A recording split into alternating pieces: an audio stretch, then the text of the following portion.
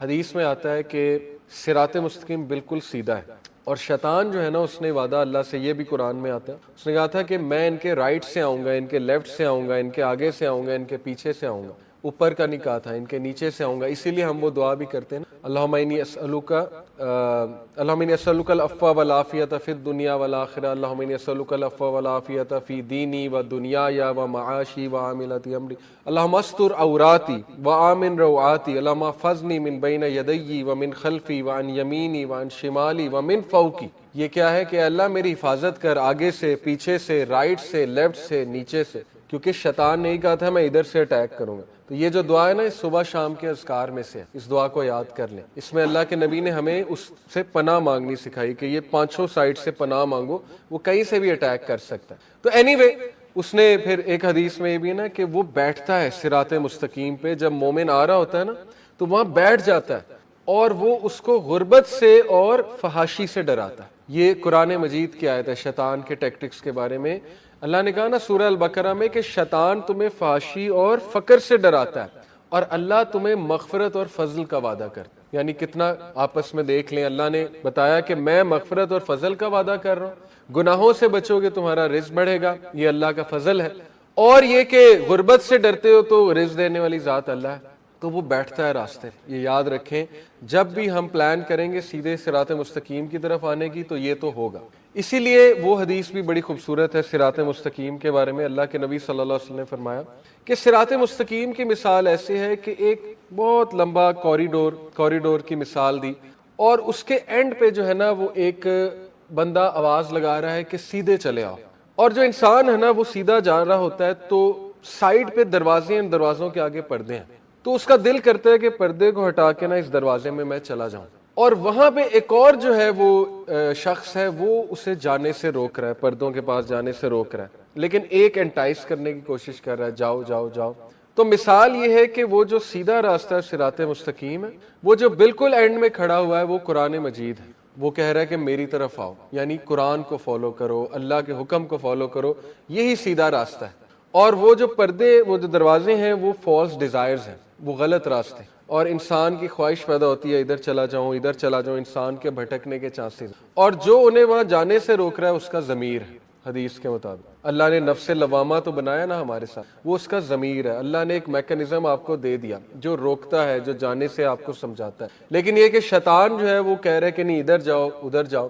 تو یہ بھی شیطان کے میکنیشنز کے حوالے سے اللہ کے نبی صلی اللہ علیہ وسلم نے صراط مستقیم کی مثال ایسی دی ہے۔ اس نے کہا کہ اللہ نے پھر اس کا جواب دیا پوپ گریجری کو، اور وہ جواب یہی تھا کہ وما ارسلناک الا رحمۃ للعالمین، کہ اللہ نے کہا کہ ہم رحمت بنا کر پھر بھیج رہے ہیں اس آخری نبی کو جو اندھیروں کو ختم کر کے روشنی لے کر آئے گا۔ ابھی میں آپ کو ایک آیت سناتا ہوں جو اللہ تعالیٰ نے شیطان کے 4 پرومسز بتائے، سورہ نساء آیت نمبر 119۔ اللہ تعالیٰ نے بتایا اعوذ باللہ من الشیطان الرجیم کہ شیطان کہتا ہے، شیطان کے ورڈز ہیں، وَلَا أُضِلَّنَّهُمْ وَلَا أُمَنِّيَنَّهُمْ وَلَا آمُرَنَّهُمْ فَلَا يُبَتِّكُنَّ آذَانَ الْأَنْعَامِ وَلَا آمُرَنَّهُمْ فَلَا يُغَيِّرُنَّ خَلْقَ اللَّهِ۔ شیطان نے کہا نمبر 1 وَلَا أُضِلَّنَّهُمْ، I will mislead them۔ پہلا پرومس اس کا یہ تھا کہ میں ان سب کو، یعنی ضلال مبین سے مراد یہ نا کہ میں ان کو مسلیڈ اس لیول پہ کروں گا کہ ان کو پتہ بھی نہیں لگے گا، یہ پہلا پرومس۔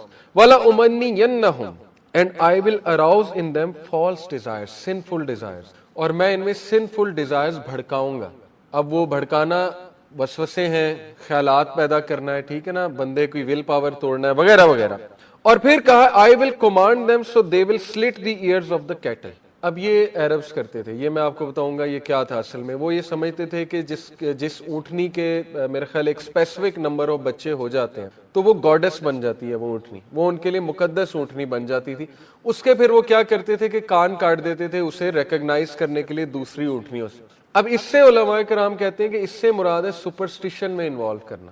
شیطان جو ہے وہ اصل عقیدے سے ہٹا کے لوگوں کو سپرسٹیشن کی طرف لاتا ہے، کیونکہ سپرسٹیشن سے لوگوں کے عقیدے ویک ہوتے ہیں۔ دیکھیں نا، کالی بلی آگے سے گزر جائے، ہندو ریلیجن کتنا سپرسٹیشس ہے، چائنیز ریلیجن کتنا سپرسٹیشس ہے، ٹھیک ہے نا، آپ دیکھ لیں ایون کرسچنز کتنے سپرسٹیشس ہیں۔ ناک دا وڈ، یہ بہت مشہور، ان میں ناک دا وڈ یہ ہے کہ جو ٹری گاڈز ہیں سو کالڈ، وہ ناراض ہو جاتے ہیں جب ہم پہ کوئی بدقسمتی چل رہی ہوتی ہے وغیرہ وغیرہ۔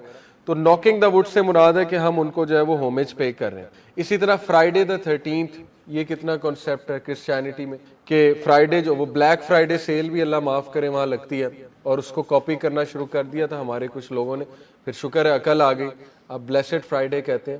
تو یہ سپرسٹیشن ایک بہت بڑا ویپن ہے شیطان کا. آج بھی کئی مسلمانوں کا عقیدہ کیوں ویک ہے؟ سپرسٹیشنز کی وجہ سے. ایسی چیزیں جو حدیث سے ثابت ہی نہیں ہے, جیسے کچھ مہینوں کو منحوس سمجھنا, یا کہنا کہ یہ تو بلائیں ہمیں چمٹ جائیں گی, جنوں کو اس لیول پہ چڑھانا, شیاطین اور جنوں کو, جادو کے بارے میں ایسے عقیدے, پھر یہ کہ فلانے کے پاس جانا, اس پہ زیادہ توکل کرنا, اللہ پہ بلیف اتنا ویک ہونا, ٹھیک ہے نا. تو یہ عقیدے کی خرابیاں ہیں کہ آپ اللہ سے مدد نہیں طلب کر رہے ہیں, آپ لوگوں پہ ریلائی کر رہے ہیں, جبکہ وہ آپ ہی کی طرح کے انسان ہیں, وہ تو کمزور ہیں وغیرہ وغیرہ.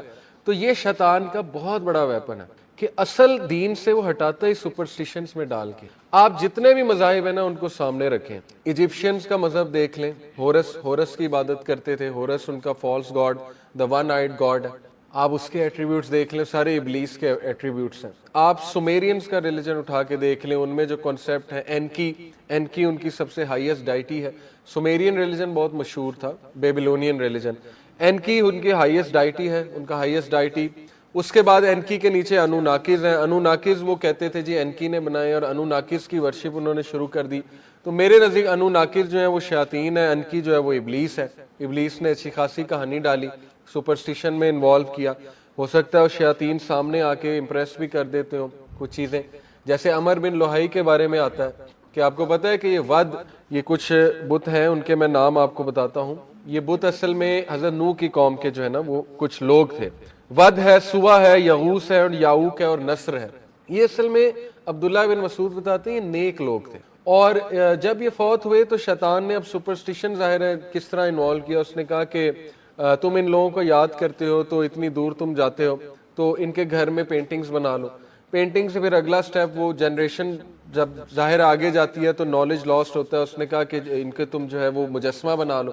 تو وہ بات کہاں سے شروع ہوئی؟ قبر سے شروع ہوئی. پہلے قبر پہ جاتے تھے, اس نے کہا اتنی دور آتے ہو, وسوسہ ڈالا, پینٹنگ بنا کے رکھ لو. پینٹنگ بنائی, وہاں سے ریورنس شروع ہوئی, تو وہ پھر آئیڈل بن گئے, اور آئیڈل سے پھر یہ نالج ایسا لاسٹ ہوا کہ یہ پھر پراپر گاڈ سمجھنے لگے انہیں. تو عمر بن لوہائی کو ایک جن نے مدد کی تھی, یہ تاریخ کی کتابوں میں آتا ہے. ایک جن کمپینین تھا اس کا, شیطان تھا obviously. اس نے اسے لوکیشن بتائی کہ یہ بت کہاں پر ہے. اس نے پھر کھدائی کی اور یہ بت نکالے. یہ بہت مشہور واقعہ. اور اس نے پھر جو کھدائی کی, یہ حجاز میں بیسیکلی اس نے کھدائی کی, جدہ. اس نے کہا جن نے کہ یہ کہیں جدہ میں بریڈ ہیں, ان کو ڈگ آؤٹ کرو. اور پھر وہ انہیں تہامہ لے کر آیا وہاں سے. پھر وہ ظاہر ہے ان کی بھی ورشپ جو ہے وہ شروع ہو گئی. تو اس کا یہ مطلب ہے کہ تھرو آؤٹ ہسٹری شیطان جو ہے وہ لوگوں کو سٹوریاں سنا کے یا سٹوریوں میں ڈال کے ہر مذہب کے پیروکاروں کو اس نے سپرسٹیشنز میں انوالو کر کے ڈر, فیئر کے ساتھ. دیکھیں fear is a very powerful emotion. آپ کسی کو فیئر کریٹ کر دینا تمہارے ساتھ یہ ہوگا تو یہ کرو, تو وہ کرتے ہیں. جیسے عربز جو تھے وہ اپنے خداؤں کے آگے سیکریفائس کیوں کرتے تھے؟ آؤٹ آف فیئر کہ رین نہیں ہو رہی, اب یہ فیئر ہے رین ہونی چاہیے, تو فلانے خدا کے آگے جو ہے وہ سیکریفائس کر دو. اولاد نہیں ہو رہی, فلانے خدا کے آگے سیکریفائس کر دو. تو یہ اس کا تیسرا وعدہ کہ میں انہیں حکم دوں گا کہ یہ سلٹ کریں ears of the cattle, superstition. And چوتھا اس کا وعدہ, I will command them so they will change the creation of Allah. میں کیا کروں گا؟ وَلَا آمُرَنَّهُمْ فَلَا يُغَيِّرُنَّ خَلْقَ اللَّهِ. میں انہیں حکم دوں گا اور یہ اللہ کی تخلیق کو چینج کر. Number 1, mislead them. mislead تو اس نے بلینز آف ہیومینٹی بلکہ کیا ٹریلینز آف ہیومینٹی کو mislead کیا مختلف شکلوں میں آ کے. ایون ہر بندے کی اسٹریٹجی بنائی ہوئی ہے, اس کو کیسے کرنا ہے, اس کو کیسے کرنا ہے, اور وہ کرتا آیا. I will arouse in them sinful desires. آج کی آپ سویلائزیشن دیکھ لیں, ہائپر سیکشولائز سوسائٹی ہے, سینس کی اپرچونٹیز کتنی ہیں. اب تو اس نے پورا سسٹم کھڑا کر کے دکھا دیا کہ مطلب یہ جائیں اور آگ میں جلیں, ہر گھر میں آگ لگ جائے, اس طرح کا میکنزم ہے. I will command them, یہ سپرسٹیشن ہے, سپرسٹیشن سے بھی اٹیک. اور چوتھا یہ کہ چینج دا کریشن آف اللہ.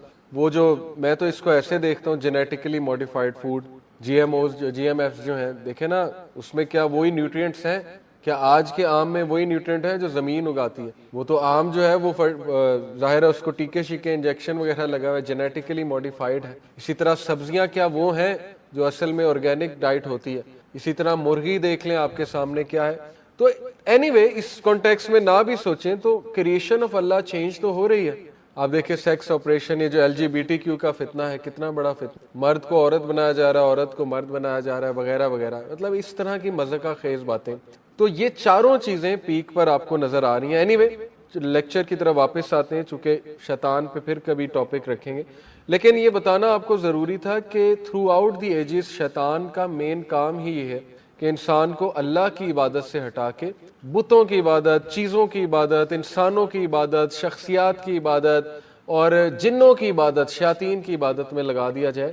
کیونکہ اس کا حسد جو ہے، دیکھیں وہ جس فائر سے بنا ہے نا، اللہ نے کہا اسموک لیس فائر، اسموک لیس فائر بھڑکتی رہتی ہے، وہ کبھی بھی نہیں بجھتی. اس کی فائر، اس کا حسد اس لیول کا ہے کہ آپ سوچ بھی نہیں سکتے ہیں، وہ بھڑکی جا رہا ہے، وہ حسد میں انکریز ہوئی جا رہا ہے. آپ کو پتا ہے اللہ کے نبی نے فرمایا کہ جب بھی ایک بچہ پیدا ہوتا ہے شیطان جو ہے وہ روتا ہے، اور شیطان فوراً سے اس کو جو ہے گمراہ کرنے آتا ہے اس بچے کو، کیونکہ وہ روتا ہے اس لیے کہ ان کی آبادی بڑھ رہی ہے، ان کو آنر مل رہا ہے.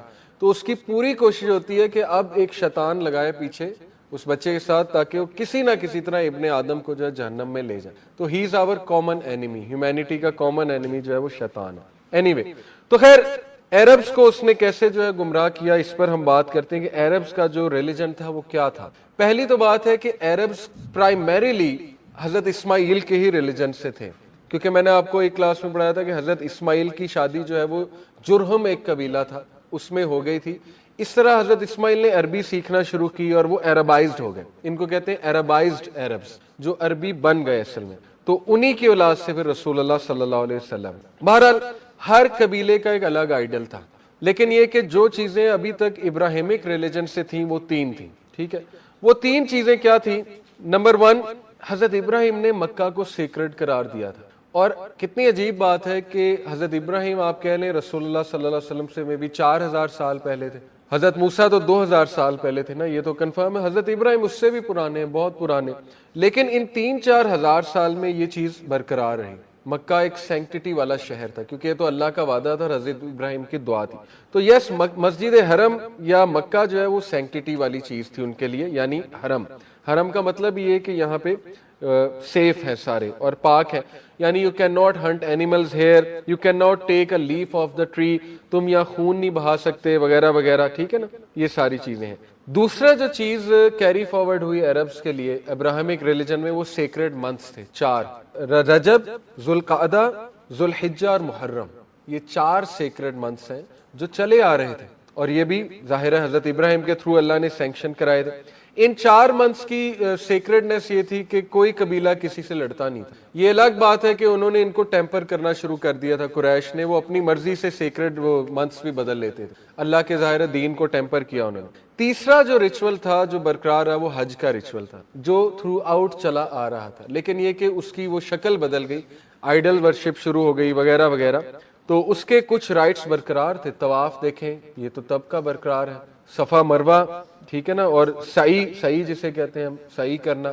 وہاں پہ الگ بات ہے کہ انہوں نے وہ 2 غلیظ لوگ تھے، ان کے بت رکھ دیے تھے جو زانی تھے، تو وہ ان کے بت رکھ کے ان کو جو ہے وہ کیا کرتے تھے، ریورنس کیا کرتے تھے. اینی وے ہم واپس آتے ہیں، ہم دیکھتے ہیں کہ اصل میں یہ بت کتنے تھے اور ہر قبیلے کا بت اپنا تھا.